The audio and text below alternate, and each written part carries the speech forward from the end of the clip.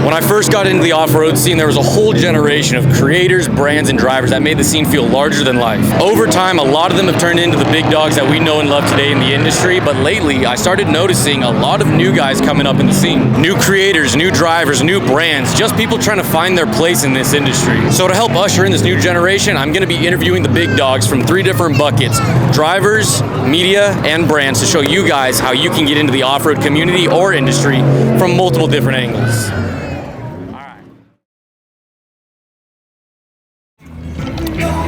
I'm nervous. Nah, you're fine.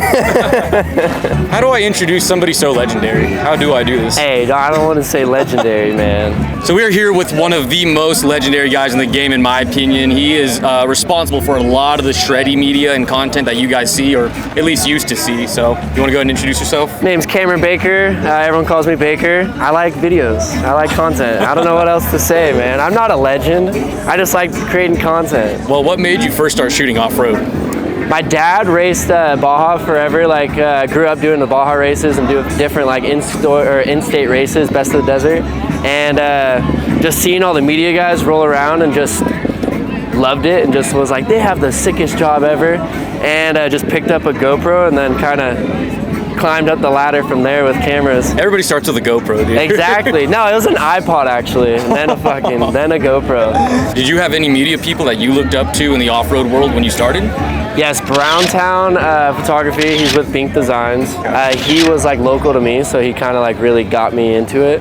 And then all the like big name guys that like we always grow up around, just looking at their content was just what kind of drove it for me. And then watching Monster Energy, Red Bull growing up was just like the main thing, Dust to Glory. Like it sold me on being a content creator and just creating that type of stuff. So I think this is one that all media guys in off-road can relate to, but like in an industry that doesn't pay super well unless you're just hungry going after client after client, like what keeps you doing off-road media? Like I can go shoot cars, I can go do like really anything. I do weddings every once in a while, but what keeps me coming back into it is just growing up around it, just like it's what I know and what I love. And being around these trucks, you can't really get anything better than that. And then having friends with it, just being like, hey, let me hop in a car and let me put a camera on the side of your thing. Yeah. I'm sure when you're shooting weddings, you can only think, man, this is so boring compared to watching trucks jump. And they all have their own purpose. They all have their own fun in it too. Yeah. And I like weddings a lot because your cameras aren't getting beat up and roosted all the time. But that's what I enjoy about off-road too. I'm usually the guy with the wide angle getting roosted. Sitting in the corners, just eating the dirt? Yeah, I love it. I have a dirt mustache after. This isn't part of my questions at all, but did you used to eat dirt as a kid too? Yeah. Did it just kind of translate to now? I ate dirt as a kid. And aside from shooting random Joshua trees, what's your favorite part about shooting the off-road world? Hey, this Joshua tree shot that I just got was sick. Plug it in right now.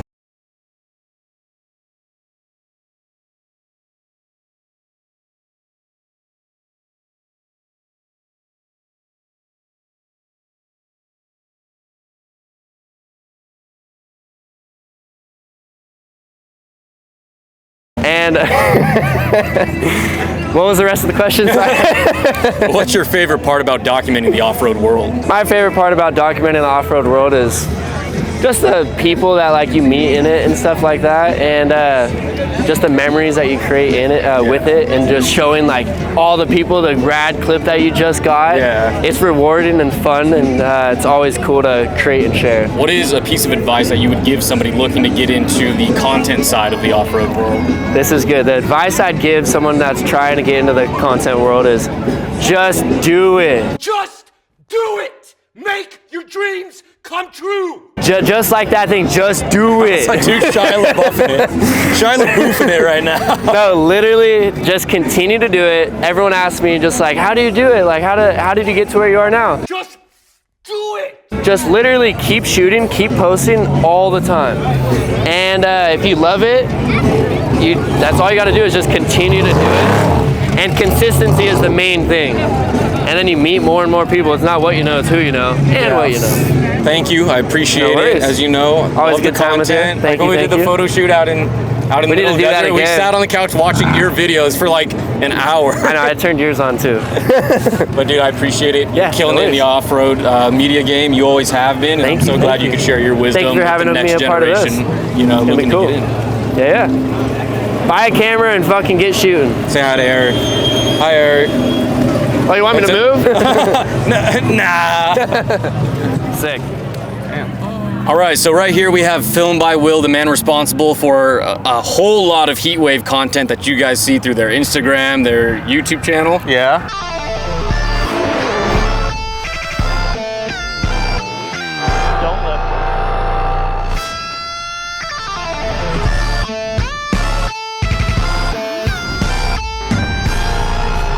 If you ask any off-road filmer, like, dude, like, who's the guy that, like, you wish you could edit like, everybody says this guy, because you get so meticulous. Your fast speed edits.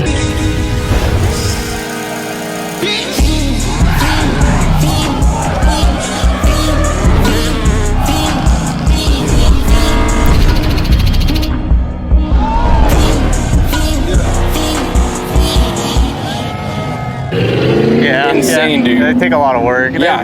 8, 10, 12, 16-hour edits sometimes. I was gonna say, but you crank them out fast. I try. Like, as soon as you get home, you're right to editing. Yeah, aren't you have to, or else, I mean, the events become obsolete after, like, you know, like half a week, so Yeah, exactly. you don't want to be the last guy to post stuff. So what initially made you start shooting off-road? I mean, I've always been into off-road. I raced dirt bikes for a little bit, but the camera stuff I was never really into. But I got into the drones as a hobby, and then I was working at a race prep shop. I thought I was gonna be a mechanic for longer than I was, and ended up hitting up Terra Crew, and they had a little meet out in Plaster City with Chris and Blake, and I think Darren was out there. Just a bunch of the, back when they kind of were tighter knit with that core group, and god damn, and they were super cool. I just hit them up on Instagram in the DMs and said, hey, I want to come film, and they said, yeah, just come out for, you know, obviously it's for free, but Yeah. went out, met a bunch of people, ended up meeting Blake and SoCal Eric and all those guys, and then me and Blake ended up for a year or two. I went on every trip with him, but that wouldn't have happened if I wouldn't have sent that DM. So Yeah. I think that's something pretty cool to note for people. Like, I mean, we'll get into this, like, what advice would you give to people trying to get into it, but just putting yourself out there. No driver's gonna turn down free content, dude. Drivers No. are always so stoked. companies, you know, Always so. drivers, other media guys who need help. That's been my biggest advice for anybody with a camera trying to get a media vest or trying to get a job is you got to donate your time for the first, as long as you're comfortable with it. I mean, keep your normal job and then offer to do stuff and then build a network. The network's your biggest, Yeah. you know, supporter of your career. If you could be killing it if you don't have a network. It doesn't really matter, to be honest. True. So. So when you were first getting into it, did you have media people that you looked up to in the off-road world? Like drone people, like Johnny FPV, and that was the main thing. I gotta think about camera stuff. I didn't really get into camera stuff on purpose, kind of fell into it. I mean, mainly just cool edits I'd see on Instagram, to be honest. I mean, as I developed into the profession, like obviously I have people I look up to now. You got a good live background. I was like, you're more than welcome to be filming while you answer questions. If Oh, you want- I don't want you to No. miss shots. If the audio comes out in this, it's a wonder. I hope so. Yeah, we're right in the wind. Should have been facing the other direction, probably. Oh no, I was gonna say hanging out with Blake and stuff. I mean, it doesn't even have to be somebody who's doing the thing you want to do, but like Blake, he's a machine. He wakes up and gets it done. He'll go to bed at 4 a.m., wake up at 6, and still go do what he has to do. It's pretty inspiring when you hang out with people like that. It's hard not to want to be the best at whatever you're doing. So That might be answering the next question I have here perfectly, but unless you have a secondary answer, in a profession like media that it's kind of hard to get it to pay well unless you're just really on it and chasing after companies and people. Yeah. What's your drive? Like, what keeps you going and doing it?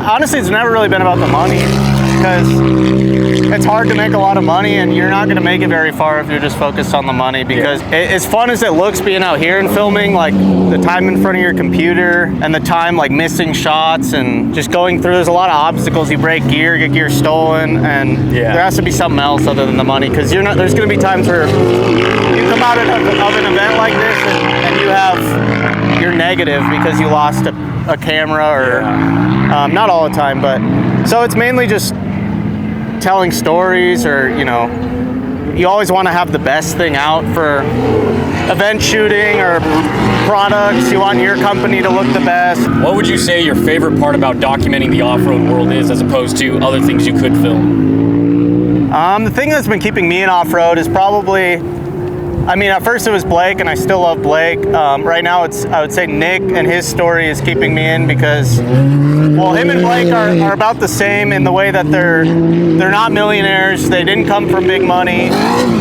They don't have the world's biggest sponsored programs behind them. They build their stuff in their garage. So people like Blake, Nick, Darren, that you go to their pit and it's all family and friends. It's not dudes they hired. They're just doing it because they love it, and being able to help them out is really big. If I was working for a big unlimited truck team or something, I'd probably burn out pretty quick, because there's not that there's no story to tell, it just doesn't resonate with me as much. You already did answer this before, but I want to see if I could get a new one out of you, just so we could let's get a new one. What advice would you give somebody looking to get into content creation in the off-road space? Yeah, if somebody wants to get into content creation, first thing, just show up. If you don't have a media vest, it honestly doesn't matter. Like, that's a bad excuse, because there's 100 media guys getting the same angle right there, and I don't want to be there. I want to be behind the crowd, getting them in the foreground. I want to be behind the fences. It like adds texture. You'll hear that a lot from really good photographers and veterans, where they'll be up in the stands and finding spots. So it's like, if you can't get into an event, film it anyway and get creative, and then send that to a company. Tell them you would like to make an ad for them, and see if that turns into a job, and donate your time to that. Hit up organizations like Terra Crew, hit up drivers, teams, other media guys if they need help. But you have to donate your time. It's not gonna you're not gonna get paid for everything you do, and having that mindset's gonna keep you back pretty fast, and not having that mindset will pay for itself in the future. The networking is going to be more valuable than the money you would make, and they might say no. But in the first year or two, that's the most important thing. And then be nice to those people. Don't waste their time. Deliver the content. Impress them or whatever. Make things right if you fuck it up. I think that's a very good point. It's a very small community, a small industry, so you don't want to burn a bridge. Reputation spreads fast, no matter what you're doing in the off-road space. You got it from Film by Will, one of the best in the game right now. So for all you guys looking to get in through the avenue of media, heard it from the goat's mouth. Thank you, dude. It's big shoes to fill, man. I don't know about that.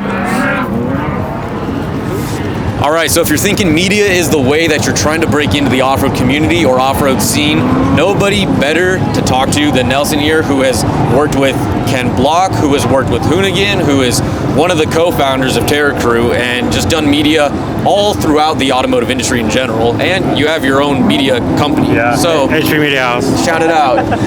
Had to shout it out. So what initially made you want to start shooting in the off-road world? So I actually told you yesterday, but before I started shooting action sports, I was shooting like music videos and more like commercial work. But all that stuff was fun, but I didn't really get like an adrenaline rush from it. Yeah. And I'm a skateboarder, BMXer, rode dirt bikes, like growing up as a kid. And like, I just like that adrenaline rush. So James dragged me out to come out and shoot trucks. Like I wasn't like trying to like get into like the automotive world. I was pretty like locked in the music videos and stuff. But he brought me out, and shooting trucks, it gave me an adrenaline rush.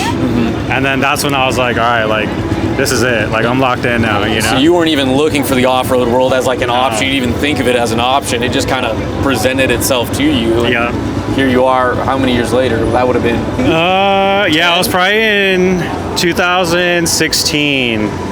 that, because this was during Dirt Alliance. So I was working a lot with Dirt Alliance like the last couple of years before the split. Yeah. So yeah, that's when he brought me out. Now, did you have any media people in the off-road or automotive game that you kind of looked up to when you were getting into it? Yeah, crazy story. Dana Brown, the guy that filmed all the Dust of Glory videos. Okay. Right, that's right, Dana Brown? I don't know. But yeah, it was at the Off-Road Expo, Dirt Alliance booth. We were playing like all like the bangers and stuff that I got. And the director of Dust of Glory came to our booth, was hanging out, and like gave me props on like everything that he saw on the screen.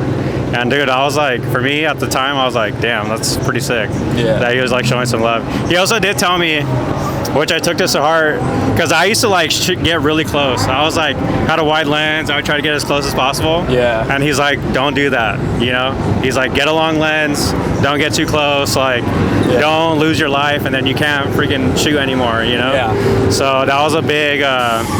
That was a pivotal moment for me as far as like advice for shooting. Yeah. So what keeps you making off-road content or content in general, you know, as opposed to getting out of the content game or getting out of off-road and filming something else? I mean, honestly, like, it's pretty cool when I get to shoot like people and like help tell their stories. Yeah. Because like, dude, like building a car, building a truck, like it takes a lot of hard work. And like when there's a cool story of like people like sacrificing and like, you know, 10-year builds, like James, for example, like that shit, that hits for me, you know, and like it's cool to be able to like tell that story about people like that, you know. Yeah, that's kind of like how I am with like when I started doing like the build breakdown videos. Is like it's so cool to be able to document this moment in this person's life, so that they themselves can go back in 10 years and be like, oh dude, I remember that truck, I remember that stage I was in.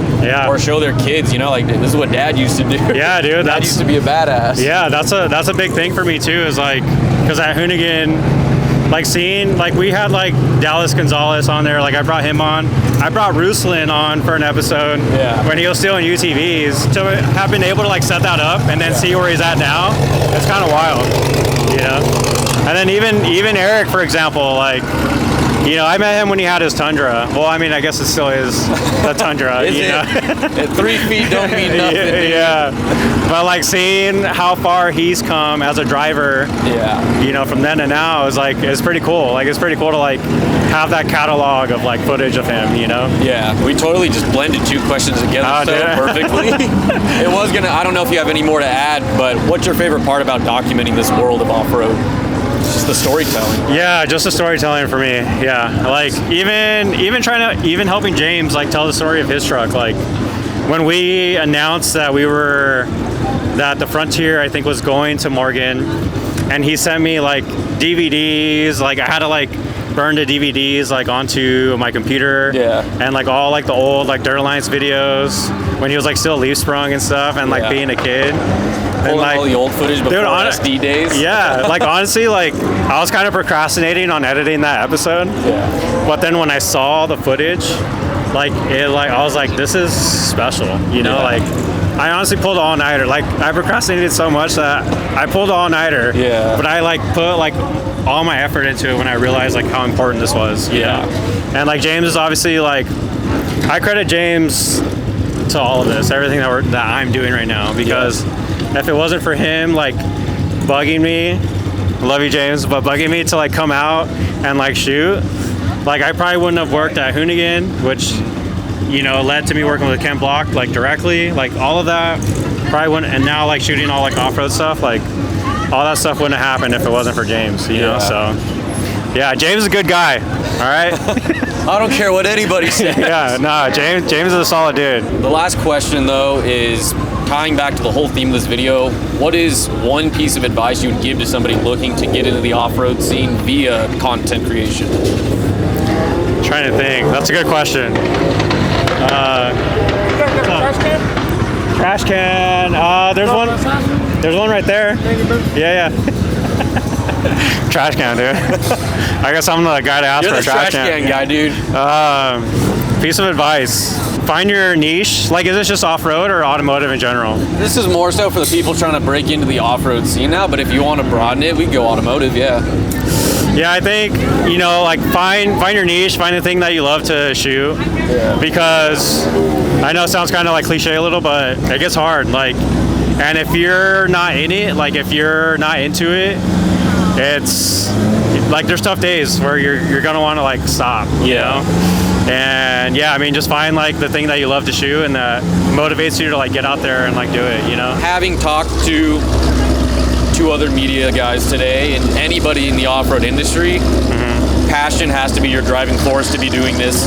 Whether it's content, a brand, building trucks, racing, driving in general. Yeah, for sure. It all boils down to passion, dude. If you don't have it, you're gonna burn out. When you find like that thing that you love to do, like the money will come straight up. Because if you love what you're doing, you're gonna push to like become good at it, and you're gonna be motivated to like continue doing it. Yeah. And then you're gonna meet people. That's a big thing for sure. You gotta be down to talk to people. I used to be pretty shy at first, dude. There's like some gunshots going on. Adelon, Yeah, dude. Yeah. But yeah, you gotta. Don't be afraid to break out of your comfort zone, because you got to talk to people. Yeah. And don't be afraid to like speak up. You know, that's a big thing. Because like for a long time, like let's say there's a problem, or maybe you have an idea, but you're scared to like say it because you're around whoever or whatever. Yeah. Like you got to like break out of that shell. I think that's huge. Great advice from a great media guy, dude. Thanks, dude. Thank you so much for Appreciate your time. you. I appreciate Yeah, man. your insight and helping the next generation get into the off-road scene. Dude. Yeah, dude. Let's do it. Thank you for having me. Thank you. All right. Sick.